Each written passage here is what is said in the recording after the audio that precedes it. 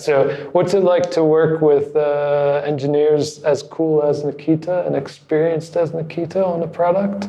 That's really great. And at the same time, it's complicated because they have different ideas about how to make something better and how to improve the stuff. And they're like, we can do it this way or that way. We just need to decide. And then like, oh, come on, maybe you can at least say what is faster. And they are just, doesn't matter, we can do it everything very fast. You just need to discuss with product owner what to do. And we were like, okay, we can do something. Awesome. All right, well, this week, welcome to Ship It and Sip It, everyone. This week, I'm here with Kseniya Tsyganok.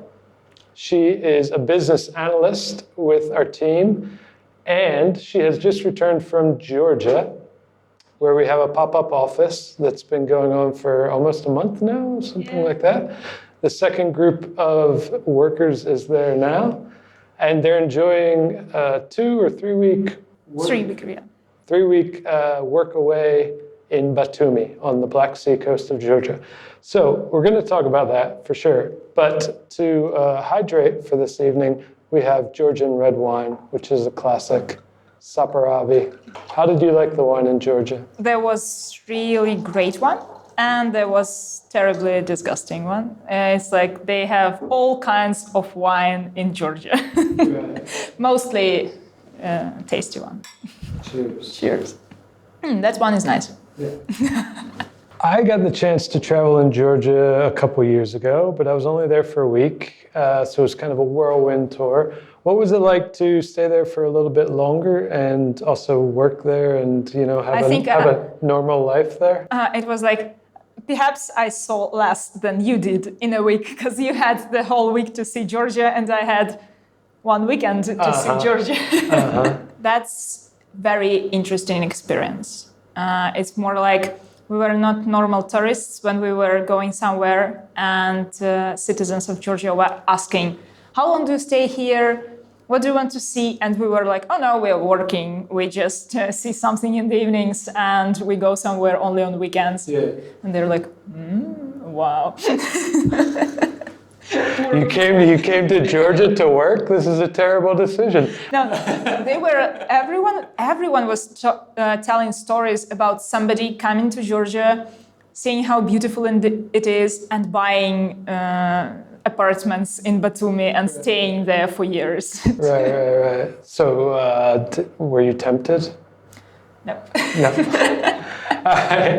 I've seen a couple different startups and places use the term workcation, which kind of is cringy to me. It seems like you're taking the worst of both things and combining them into one. So just paint the picture for us and maybe for our teammates who haven't gone there yet. What was the office setup like? What was it like to work there? Was it fun? Was it productive? Was it interesting? All right. So I thought before going there, I expected that we will not be working much there because anyway, we're somewhere with a group of colleagues and we will be like drinking wine and swimming in the sea, but really worked more than I thought we will be. So it was like we got up in the morning, went to the beach to swim for half an hour, for example, and then coming back, having breakfast and starting to work. And it's like normal working day, but at lunchtime you can go to the beach again. But it was really like either you can go to the beach or you can grab your lunch because you don't have time for both. So it was like, okay, something one. And then back to work. And in the evening, enjoying Georgian foods and wine and having long walks around. It is fun to work in these circumstances. Liana Griechis, for example, she had some meetings. At the same time, we were having party because Emil had his birthday, and she was at the same time at the party and at the meeting, and we were feeding her with fruits because she could not take fruits by herself. She was handling the laptop.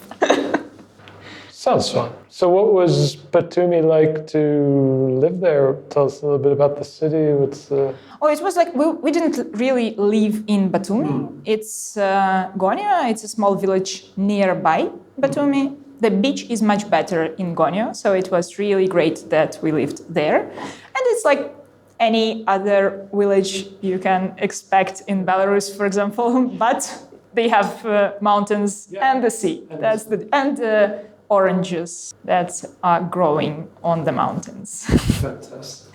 That's the difference. And Batumi seems to be a huge mix of everything. They have business centers, very modern and bright and beautiful, and they have cool cars in the center, and at the same time some Soviet buildings with things on the ropes hanging out, all that stuff. So it's like mix of absolutely different styles. So would you like to do something similar to this again? And would it be Georgia again, or would you have some other ideas of places where you think this setup style could be replicated?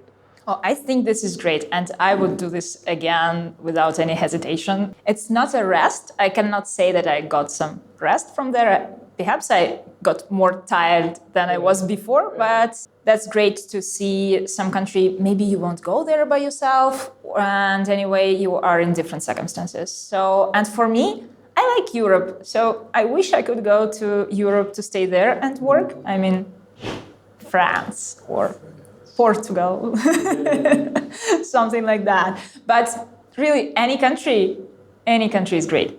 Going somewhere, Bali is perfect. Bali is far. I was thinking more like Cyprus or like... Cyprus is okay too. Can you tell us a little bit about one or two highlights from the time in Batumi? I saw the video of you guys in the botanical gardens. That looked like a fun day. A little bit wet. Terribly wet. We always got wet in Batumi. There were so many jokes about sunny Georgia. Right. And it was not sunny at all. It was raining every day, I swear, every day. And Botanical Garden was so nice, very beautiful, like being in a Lords of the Rings movie. Elves perhaps are living somewhere there. Oh, yeah. I saw them. I made friends with them when I went. Great. I believe you, yeah, really. But it's huge, and we were walking there for the whole day, and it's far from Batumi, a little bit, you need to drive there. And it's like, it was a little bit raining, and we saw the exit, and we were like, oh, this is exit, we should go there. And then it starts raining, like you cannot see what's happening in 1 meter, and we're like, what should we do? We tried to wait for like half an hour. We found a place to hide, and then we decided, okay, it doesn't get better, so we can stay here for a week. No, we should go. Do you have any advice for people that are preparing to go for the same sort of experience? You mean to Georgia or, yeah? Yeah. Wear the swimming boots, because the beach there is terrible. There are stones on the beach. Oh, yeah, it's quite rocky. Yeah, so it's much, much better if you have the boots. Wear swimming boots and take a raincoat, maybe? All right, let's take a little trip back in time to your early days at Paralect. Mm-hmm. You joined in March 2020. Yep. That was an interesting time in our lives. It was terrible. I joined on 16th of March. Right. That was the first day Paralect started working from home. Yeah. And I was like, I worked from home for 10 years. And I was like, oh, I'm coming to the office, I will work from the office. And I come to the office and office goes home. And I'm like, oh my God, what's happening? Yeah, I remember your +1 video that you did, your interview with Kseniya as well. You said, where are the people? Yeah. So describe that onboarding experience a little bit. What was it like to come into Paralect in such a time of change, and also to come into a tech role as a business analyst? And just for context, you were a journalist for a while before you started as a BA. So what was that like? I have no idea about how Paralect lived and worked before, so it's hard to compare. For me, it was terrifying experience because I was like, I'm absolutely stupid. I don't understand what's going on. The first daily meeting at GoLance. It's fintech project. They have payments, all that stuff. And I was like, what are they talking about? I don't understand any words from what they're saying. And I'm a business analyst here. I'm like supposed to understand the stuff. Yeah, it was sad that there were no people in the office. Like a very, very, very small amount of people. That were the main impressions, I think. So you were terrified and alone. Yeah. And you're still here. Well, congratulations.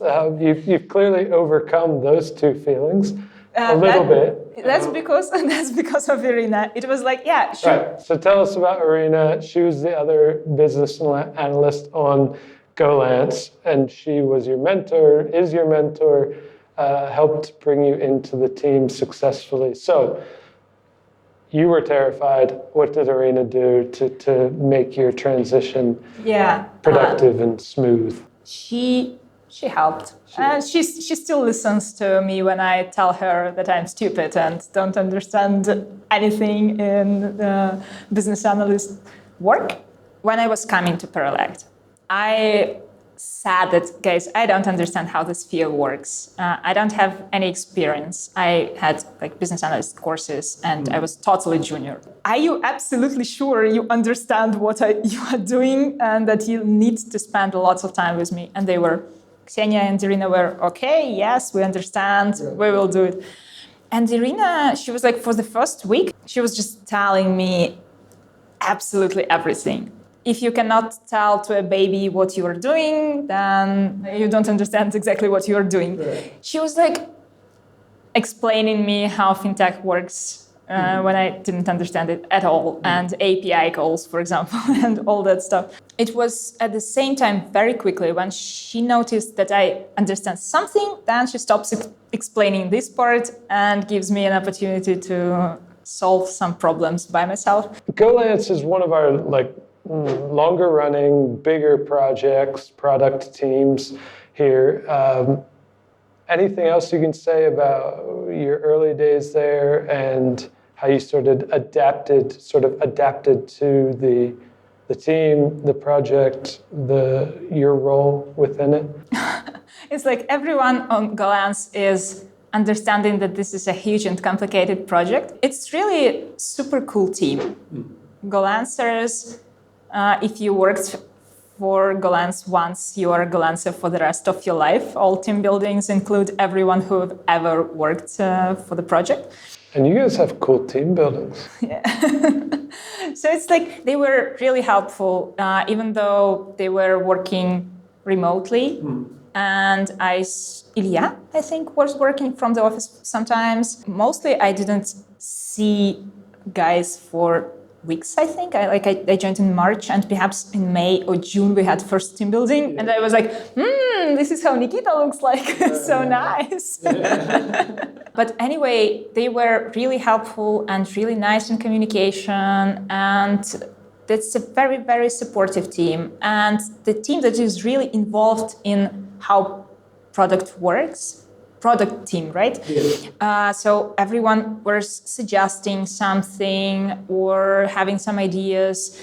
They reviewed documentation. I know that that's not very common about developers when business analyst writes requirements and gives to the team for review. Everyone just always says, okay, everything is okay. And then GoLance, no, they will leave you 17 comments and asking, why maybe we don't need this button, maybe we don't need to make it this way and want to make it that way. And that's why I didn't feel alone solving all these questions, because I knew that the team is nearby and they have some answers at least.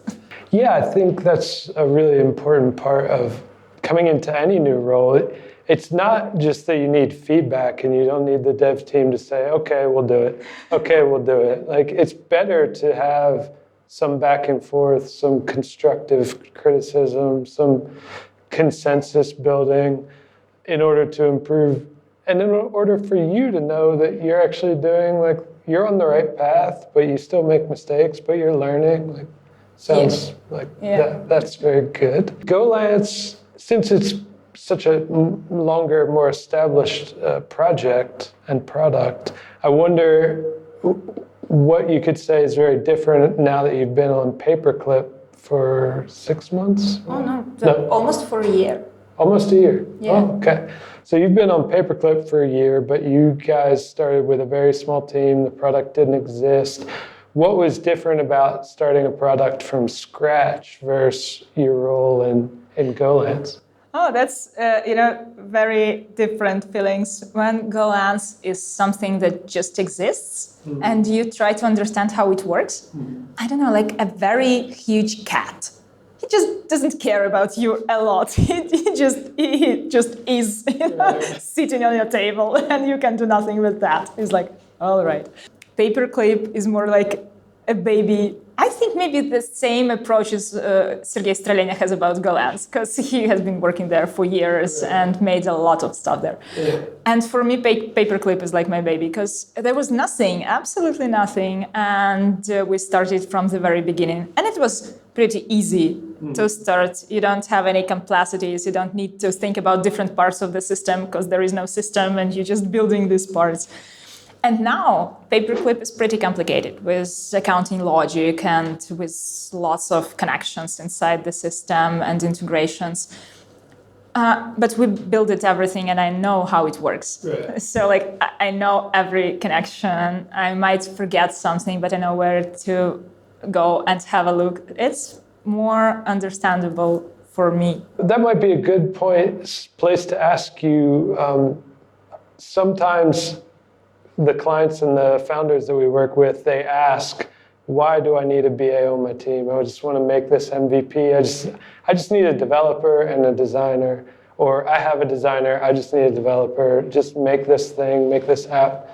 Why do I need a BA? And maybe you have a message for those prospective founders. Yeah, BAs are needed for everyone to have a chance to review documentation afterwards, because you might have an understanding what the system should be doing. When the project is just starting, it seems to be easy. It's very important for the long-term progression of the product rather than just short-term.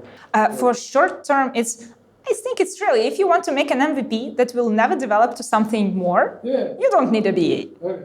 Just do it. Just sign up, sign in, and sending success emails. If you need this website, you don't need a VA. But if you want to make something else and to make it grow, you need the VA from the very beginning. Let's shift from advice for founders to advice for people who may be in a similar situation as you were before you came into Paralect, in another industry, in another role, and saying, hey, I think I would be good at working in a product team or a startup or an agency setting, and I want to break into tech, as they say, and maybe I could be a BA. What advice would you have for those people? Maybe some resources, maybe some just general advice? I have general advice. Okay. Guys, everyone thinks that they are stupid. No problem. For me, it was very helpful that Irina has also shifted from absolutely different sphere.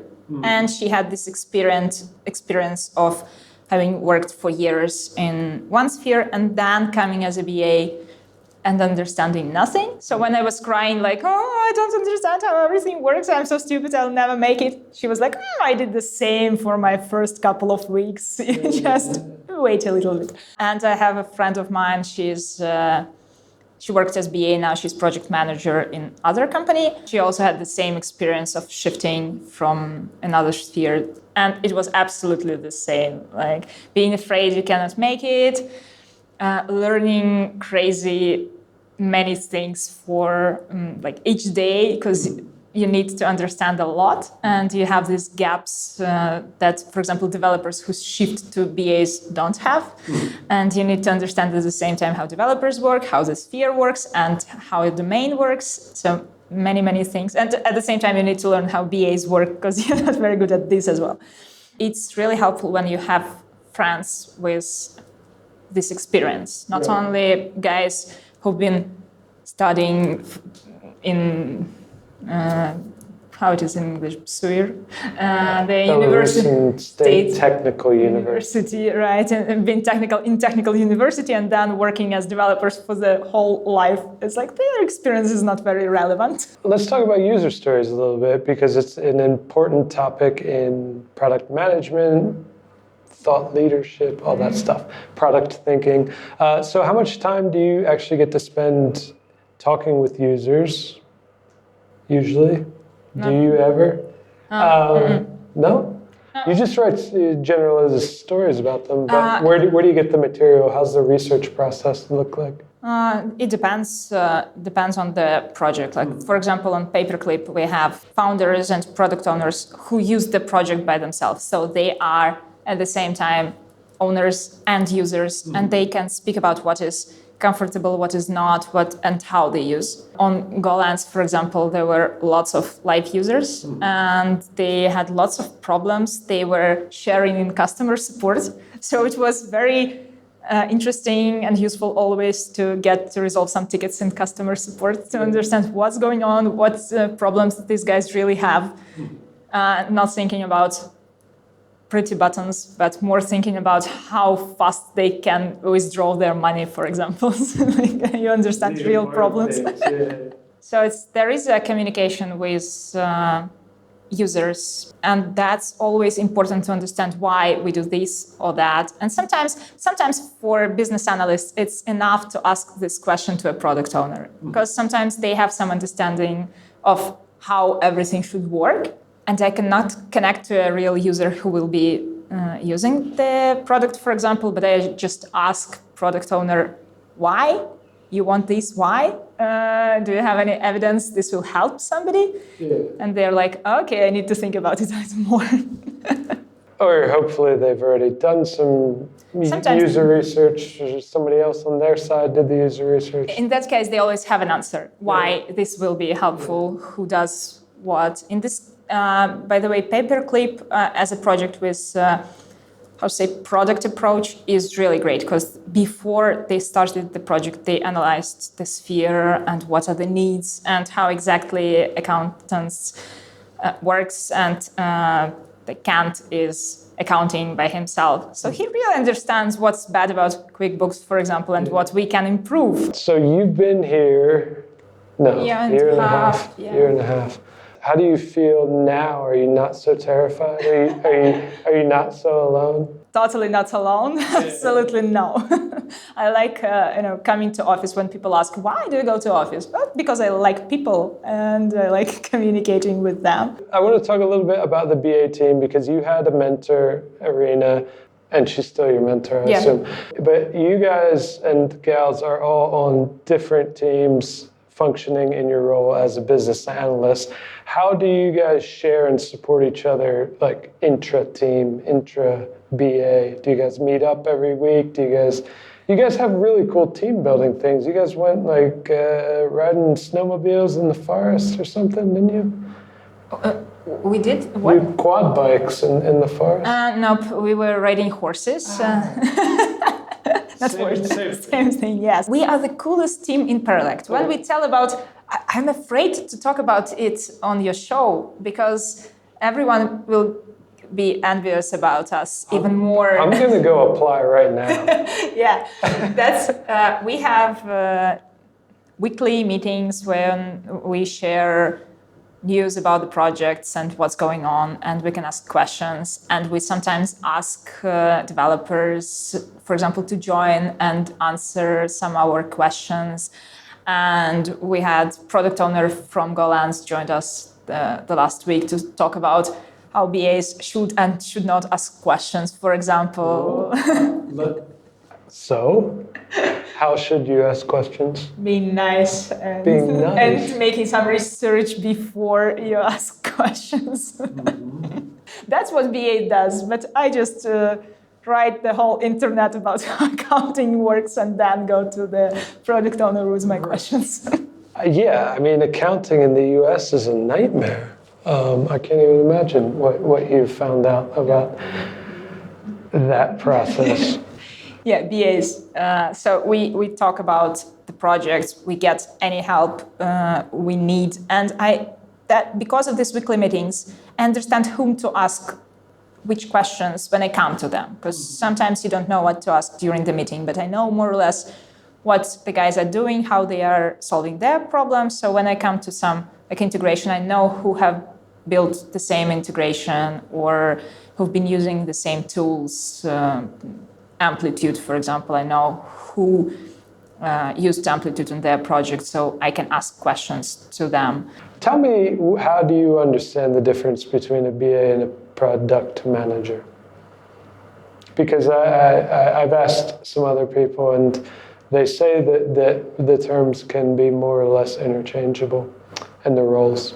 The roles can always be a little bit interchangeable, and BAs do different work on different projects. Product manager is more about searching for the evidence, and BA works with requirements based on this evidence. So it's like grabbing data to understand users' behavior and using different tools to analyze this behavior and building some hypothesis about how that or this might work. That's more about product manager, and BA is more about, okay, this is the hypothesis, we want to see will it work, and I will work on requirements, how exactly to prove it or understand it doesn't work. More about that.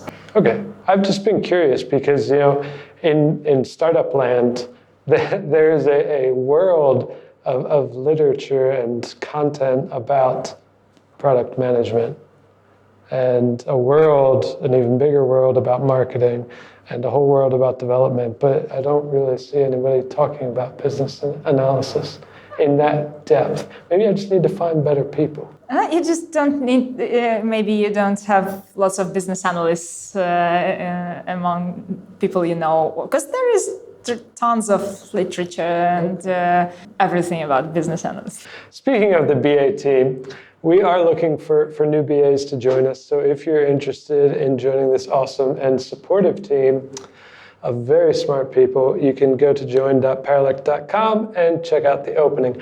What would you say to someone that goes there, they look at the opening and they say, well, maybe, I don't know, maybe I should, maybe I shouldn't? You should.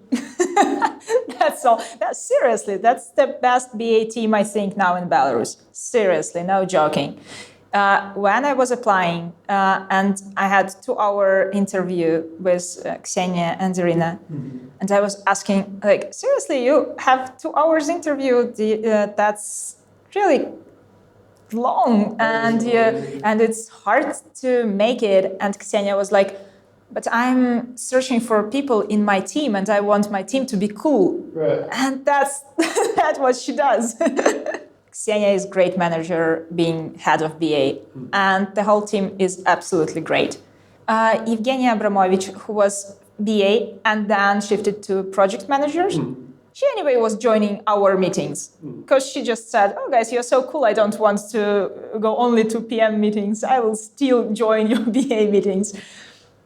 Everyone wants to join our meetings, but you need to be BA to join. I want to join your meetings. They sound fantastic. You apply by yourself. Yeah. All right, so no questions asked, just join. How would you say to someone who's coming from a non-BA role, what can they do to sort of prepare for this shift? How can they win the interview? How can they make it smoother for their own transition into BA?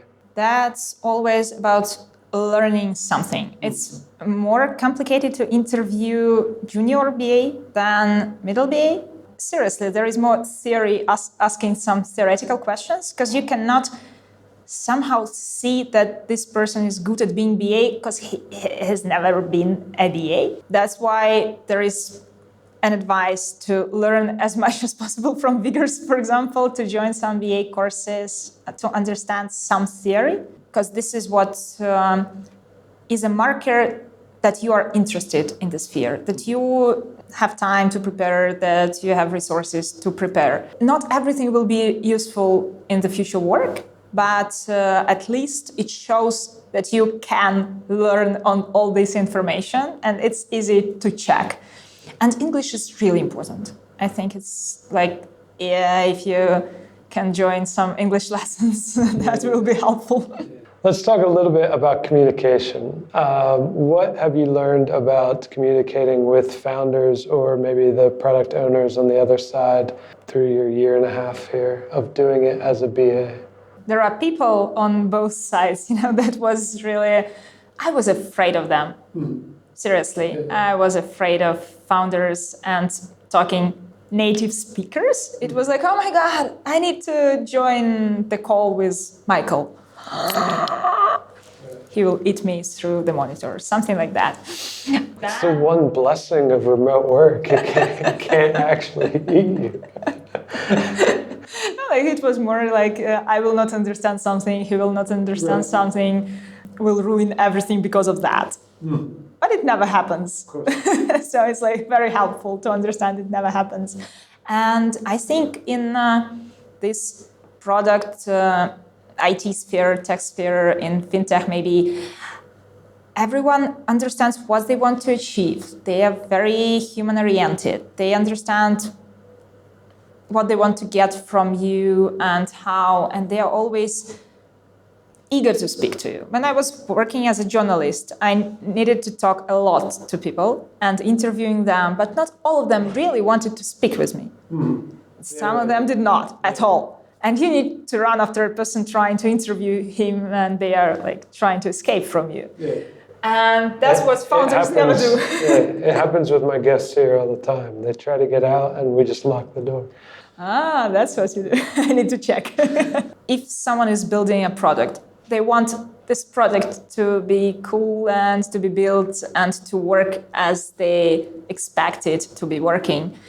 And that's why it's easier to communicate. Even with there are different clients, different founders. It might be complicated. Some of them are very expressive and some are not, and some are more communicative and some are less.